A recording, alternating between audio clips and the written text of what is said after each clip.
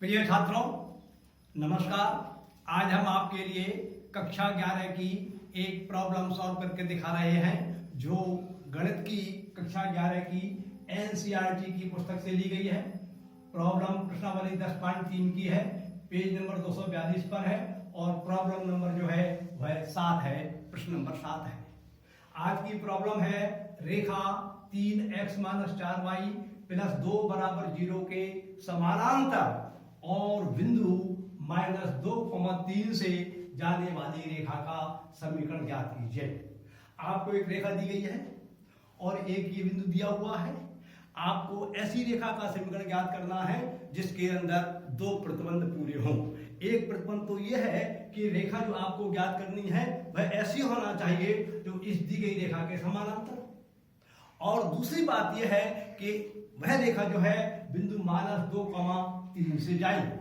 तो देखिए, ऐसा है कि अगर मान लीजिए आपकी एक रेखा दी गई है तो इसके समानांतर जो है अरबों खरबों अर्थात अनंत रेखाएं होंगी।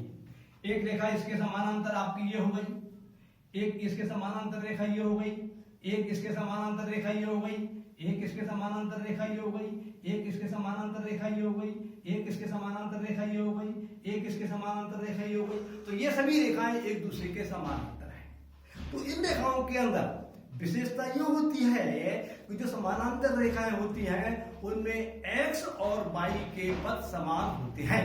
कहने का तात्पर्य यह है, जैसे मान लीजिए आपको ये दिया हुआ है रेखा का समीकरण 3x - 4y + 2 = 0। तो जो इस रेखा का समीकरण है और इस रेखा का समीकरण होगा, इस रेखा का समीकरण होगा, इसके समानांतर इस रेखा का समीकरण होगा, इसका समीकरण होगा, इसका समीकरण होगा, इसका समीकरण होगा, उस सभी समीकरण रेखाओं के समीकरणों में ये पद तो समान होगा और ये पद जो है वह बदलता रहेगा। ये इसके ऊपर है कि ये रेखा हम ये वाली निकाल रहे हैं तो सी का मान कुछ और होगा।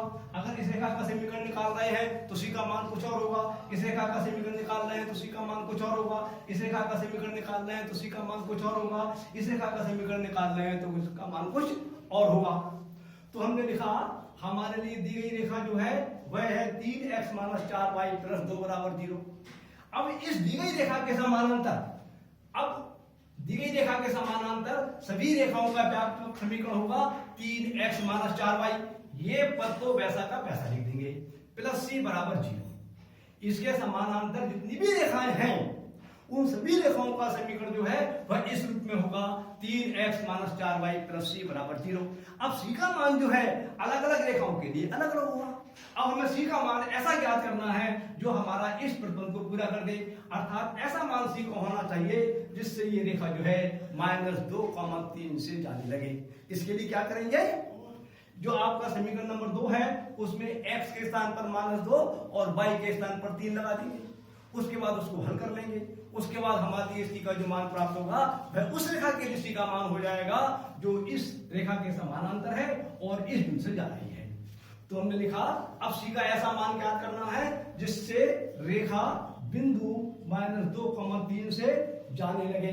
अतः समीकरण नंबर 2 के LHS में x के स्थान पर -2 और y के स्थान पर 3 रखने पर, तो इस समीकरण में हम 3 तो हमारा ही आ जाएगा।